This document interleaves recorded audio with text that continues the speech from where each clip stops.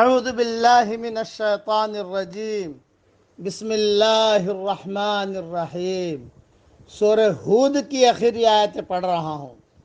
فاستقم کما امرت ومن تاب معك ولا تطغوا، پس آپ جمے رہیے جیسا کہ آپ کو حکم ہوا ہے، اور وہ بھی جنہوں نے آپ کے ساتھ توبہ کی ہے، اور حد سے نہ بڑھو۔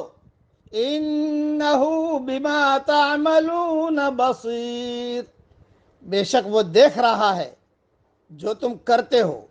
ولا ترکنوا الی الذین ظلموا فتمسکم النار، اور ان کی طرف نہ جھکو جنہوں نے ظلم کیا، ورنہ تم کو آگ پکڑ لے گی۔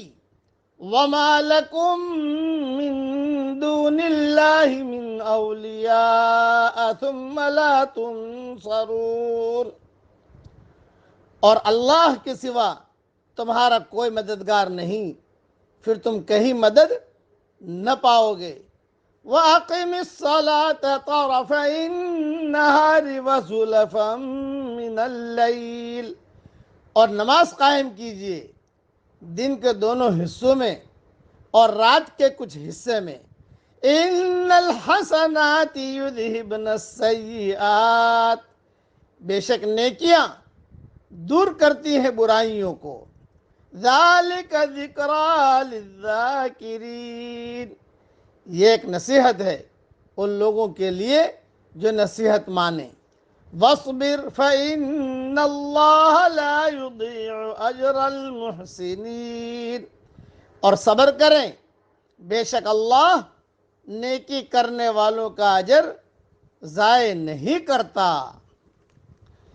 مختصر اس کی تشریح یہ ہے کہ داعی پر نامناسب حالات آتے ہیں۔ دعوت کی راہ میں جب بھی کوئی مشکل پیش آئے تو داعی کو چاہیے کہ خدا کی طرف زیادہ سے زیادہ رجوع کرے، کیوں کہ سب کچھ کرنے والا وہی ہے۔ خدا کی مدد ہی تمام مشکلات کے حل کا واحد یقینی ذریعہ ہے۔ اتار چڑھاؤ ہوتا ہے، حق کی پرورش اللہ تعالیٰ مخالف فضاؤں میں کرتا رہتا ہے، یہ اللہ تعالیٰ کا نظام ہے۔ دوسرا کہ جہاں کوئی گناہ ہو جائے فوراً نیکی کر لو، آپ نیکی جو ہے اسے پیچھے لگا لو۔ کوئی گناہ ہم سے ہو گیا تو نیکی کو پیچھے لگا لو، تو یہ نیکی دھکا مار مار کے گناہ کو ختم کر دے گی۔ ان الحسنات یذہبن السیئات، کبھی خدا نہ خواستہ جھوٹ بول لیا، معافی مانگو، نیکیاں کرو، یہ جھوٹ جو ہے ضائع ختم ہو جائے گا۔ اسی طریقے سے کسی کا مال لیا تو اس کو ادا کرو، یہ نہیں کہ صرف نیکیاں کرنے سے وہ ادا ہو جائے گا، نہیں، آپ کو دینا پڑے گا، لیکن گناہ تو کیا آپ نے، نیکیاں کرو۔ اس لیے ان الحسنات یذہبن السیئات، حدیث شریف میں اس کی صراحت بھی آئی ہے۔ مثلا 5 نمازیں جمعہ سے جمعہ دوسرے جمعہ تک، رمضان دوسرے رمضان تک، ان کے مابین ہونے والے گناہوں کو دور کروانے والے ہیں، بشرطے کہ کبیرہ گناہوں سے اجتناب کیا جائے۔ صحیح مسلم میں یہ حدیث ہے۔ اور ایک حدیث میں حضور صلی اللہ علیہ وسلم نے فرمایا، بتلاؤ اگر تم میں سے کسی کے دروازے پر بڑی نہر ہو اور وہ روزانہ اس میں 5 مرتبہ نہاتا ہو تو کیا اس کے بعد اس کے جسم پر میل کچل باقی رہے گا؟ صحابہ نے عرض کیا نہیں۔ آپ نے فرمایا اسی طرح 5 نمازیں ہیں، ان کے ذریعے سے اللہ تعالیٰ گناہ اور خطاؤں کو مٹا دیتا ہے۔